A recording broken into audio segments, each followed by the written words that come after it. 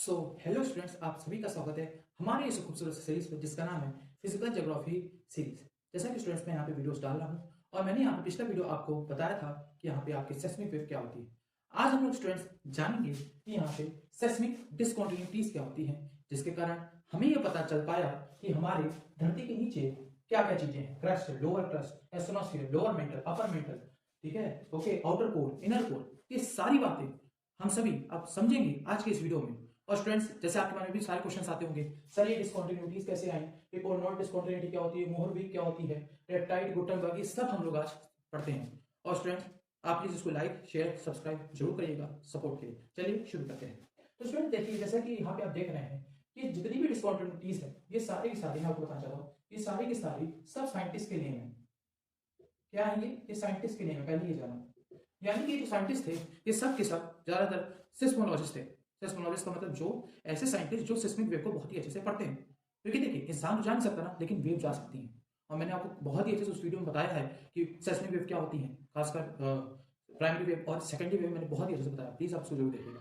तो स्टूडेंट्स देखिए, तो यहाँ पे अब ये क्वेश्चन ही उठा, जैसे कि कैसे यहाँ पे कैसे ये लोग करती है। देखिए समझने का प्रयास करिए। जैसे कि आप ये जानते हैं कि यहाँ पे लाइट का नेचर क्या होता है, पहले समझो। पहले आप सॉरी वेव का रिफ्रैक्शन और वेव का रिफ्लेक्शन समझो कि क्या सर वेव रिफ्लेक्ट होती है, क्या सर वेव रिफ्रैक्ट होती है। ये दोनों चीज इंपॉर्टेंट है। इसी के कारण ये दोनों वेव का फिनोमेना ऐसा होता है, मतलब एक ऐसी घटनाएं होती हैं कि वेव जो होती है वो आपकी रिफ्लेक्ट भी हो सकती है और आपकी वो रिफ्रैक्ट भी हो सकती है। ये चीज आपके क्लास 12 में वेव वाले चैप्टर में आपको दिया गया है कि कैसे यहाँ पे जो वेव होती है ना, मैं आपको थोड़ा सा बेसिक बताऊंगा बस। क्योंकि क्योंकि क्या है ना, क्योंकि हम लोग फिजिक्स पढ़ नहीं रहे, हम लोग ज्योग्राफी पढ़ रहे हैं, थोड़ा बेसिक जाना बस। तो देखो यहाँ पे क्या है, वेव जो होते हैं, वेव आपकी किससे बनी होती है, वेव फ्रंट से बनी होती है। किससे बनी होती है, वेव फ्रंट से।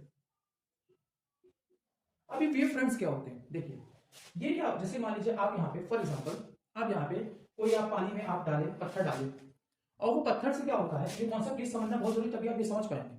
ठीक है, तो पत्थर आप डाले पानी में तो उससे क्या होता है, एक ऐसे सर्कल टाइप बनता है ना, बनता है कि नहीं बनता है। और वो जो वही यही आपके क्या होते हैं, वेव फ्रंट्स होते हैं। यानी कि एक पार्टिकल के अंदर एनर्जी गई, ट्रांसफर हुई, वो हिला मतलब टू एंड फ्रो हुआ। टू एंड फ्रो का मतलब हिला, तो हिला, फिर वो दूसरे को ट्रांसफर किया, दूसरे को, तीसरे को, चौथे को, ऐसे वेव फ्रंट्स ऐसे बनना शुरू हुए, ऐसे वेव बनती है।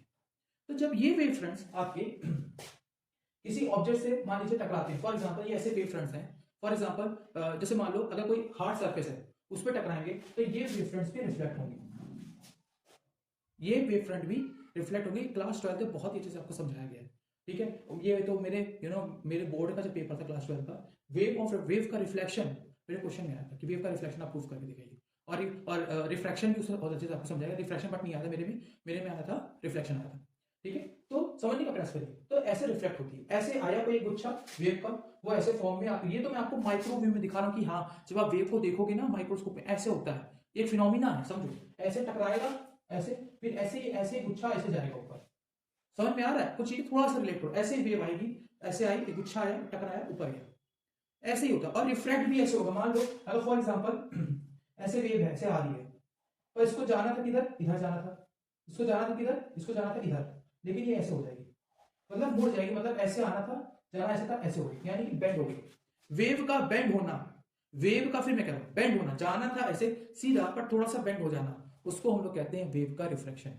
और ये जितनी भी डिस्कंटिन्यूटी है ये इसी रिफ्रैक्शन के फिनोमिना के, वेव के रिफ्रैक्शन के फिनोमिना पे आपकी डिस्कवर की गई है। समझ में आया कि वेव का रिफ्रैक्शन क्या होता है। फिर मैं बता रहा हूं कि देखो, जब मान लो फॉर एग्जांपल कोई, मान लीजिए, देखिए मैंने आपको डेंसिटीज लिखवाई थी कि नहीं लिखवाई थी, मैंने आपको डेंसिटीज लिखवाई थी और मैंने कहा था कि क्रस्ट की डेंसिटी क्या होती है, कॉन्टिनेंटल क्रस्ट की 2.5 होती है। जैसे जैसे नीचे जाओगे ओशनिक क्रस्ट की 3 होती है, 3 ग्राम पर सेंटीमीटर क्यूब होती है। उसके नीचे जाओगे तो 4.5।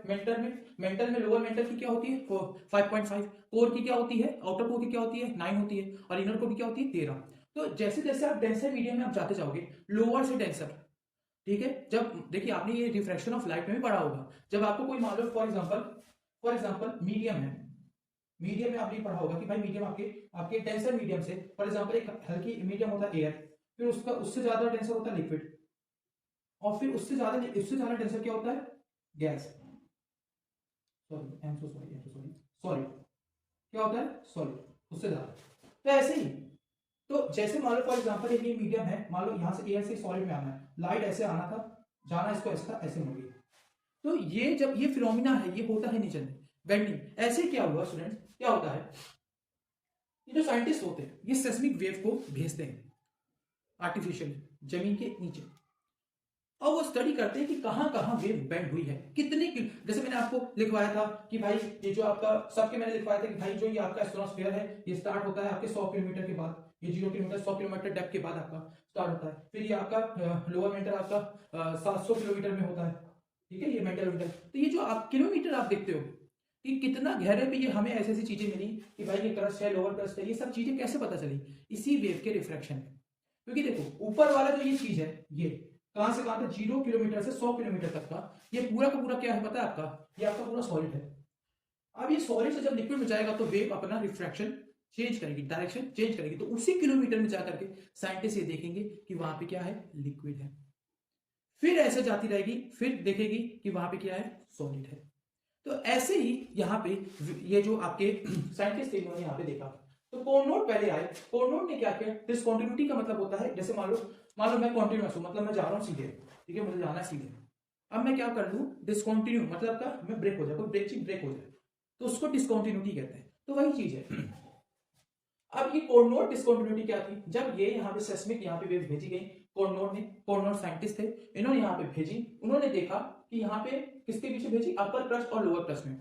अपर क्रस्ट और लोअर क्रस्ट में इन्होंने डिसकंटिन्यूटी यहाँ पे पता की थी। अपर क्रस्ट क्या है आपकी, कॉन्टिनेंटल क्रस्ट, लोअर क्रस्ट क्या है आपकी, ओशनिक क्रस्ट। तो भाई जी यानी कि इन्होंने डिसकंटिन्यूटी, यानी कि क्या हुआ, क्योंकि देखो अपर क्रस्ट कॉन्टिनेंटल क्रस्ट की आपकी डेंसिटी क्या थी बताओ, 2.5 ग्राम पर सेंटीमीटर क्यूब, और उसकी क्या थी 3.0 ग्राम सेंटीमीटर क्यूब, किसकी, ओशनिक क्रस्ट की। तो उन्होंने वहां पे क्या देखी, पता चला कि हाँ ये ओशनिक क्रस्ट है, ये जमीन है ओशन के अंदर पाई गई है, क्योंकि इसकी जो डेंसिटी है वो अलग है, वेव का नेचर अलग हुआ, वेव बेंड हुई। तो ऐसे ही इन्होंने जाना कि भाई अच्छा यहाँ पे ओशन के नीचे भी क्या है, जमीन है, और उसकी डेंसिटी क्या है, अलग है। इसी वजह से वो जब वो वेव भेजे तो वेव रिफ्लेक्ट हो गई। समझ में आया, समझ रहे हो। उसके बाद क्या था, मोहरवीक आए, मोहरवीक, थोड़ा प्रोनाउंसिएशन समझ लेना। तो मोहरवीक ने कहां पे आपकी डिसकंटिन्यूटी कहां पे देखी थी आपकी, तो स्टूडेंट्स यहाँ पे मोहरवीक आए और इन्होंने यहाँ पे क्या देखी, कहां पे डिसकंटिन्यूटी देखी, लोअर क्रस्ट और अपर मेंटल के बीच में। तो लोअर क्रस्ट और अपर मेंटल के बीच में है क्या, देखो लोअर क्रस्ट और अपर मेंटल के बीच में क्या है, एस्थेनोस्फीयर है। तो यहाँ पे इन्होंने ये डिसकंटिन्यूटी यहाँ पे देखी। समझ में, यानी कि डिसकंटिन्यूटी का मतलब समझ रहे, वेव बेंड हो रही है, नीचे पता चला अच्छा यहाँ पे कुछ है, तो समझ में आ रहा होगा कि हाँ मतलब ऐसे इन्होंने पाया। दूसरा देखो रेपिटिटी आई, उन्होंने अपर मेंटल और लोअर मेंटल के बीच में, अपर मेंटल और लोअर मेंटल के बीच में देखी। गुटनबर्ग आए लोअर मेंटल और आउटर कोर, लोअर मेंटल और आउटर कोर के बीच में, यानी कि आउटर कोर आपका ये तो सेमी मोल्टन लिक्विड था, ये पूरा लिक्विड नेचर है। आउटर कोर है क्या, पूरा लिक्विड है। ये सब मेंटल एस्ट्रोनॉस्फेयर ये आपका सेमी मोल्टन है, यानी कि आधा लिक्विड आधा सॉलिड, ये पूरा लिक्विड है आउटर कोर। और इसके अंदर है क्या, बेसिकली निकल और आयरन है। समझ में आ रहा है। तो ये था, समझ में आ, इसी की वजह से जो है आपकी धरती की जो मैग्नेटिज्म है, मतलब गुरुत्वाकर्षण कह रहा हूँ, क्या कहते हैं उसे, मैग्नेटाइज फोर्स, मैग्नेटिक फोर्स, इसी की वजह से है। उसके बाद फिर ये आपके, अब देखो आउटर कोर और इसके नीचे नहीं पता चला था क्या इनर कोर भी है कि नहीं है। तो इसके बाद ये सारे लड़के नहीं ढूंढ पाए, ये आपकी लेडी आई लेहमन, इन्होंने यहाँ पे आउटर कोर और इनर कोर के बीच में भी पता कर लिया, हाँ भाई यहाँ पे भी है। उन्होंने सच में भी और स्पीड से, पता नहीं कैसा उन्होंने किया होगा, मुझे तो लगता है और स्पीड में भेजी होगी, बट बस इतना जानकारी रखो कि हाँ ये है। और मेरी बात याद रखना, ये डिसकंटिन्यूटी हर यूपीपीसीएस का स्पेशल टॉपिक है, और यूपी ट्रिपल एससी का, यूपीएससी का तो स्पेशल टॉपिक है। हर एक डिस्कंटिन्यूटी का दे देगा कि हाँ इसकी डिस्कंटिन्यूटी से मैच करके देखो कौन सी, मान लो एक क्वेश्चन आया था कि सियाल और सीमा के पीछे कौन सी डिस्कंटिन्यूटी डिस्कवर की थी किस साइंटिस्ट ने, तो आंसर क्या था, कोरनॉट। ठीक है, समझ में आ रहा है। तो मुझे लगता है आपको बहुत ही अच्छे से डिस्कंटिन्यूटी आपको समझ में आ गई होगी। ओके, समझ में आया ना। तो चलो अब हम लोग नया टॉपिक स्टार्ट करते हैं। कौन सा है आपका नया टॉपिक, आपका शैडो जोन्स, कि कैसे यहाँ पे जो आउटर कोर है, ये जो आप आउटर कोर देखो लिक्विड नेचर का, कैसे यहाँ पे साइक्लोन जाना कि यहाँ पे आउटर कोर है, ये आपका पता चला शैडो जोन की वजह से। चलिए शुरू करते हैं ये वाला हमारा टॉपिक। तो स्टूडेंट्स चलिए स्टार्ट करते हैं हमारा टॉपिक शैडो जोन्स। तो स्टूडेंट्स देखिए, ये है आपका पी वेव शैडो जोन और ये है आपका एस वेव शैडो जोन।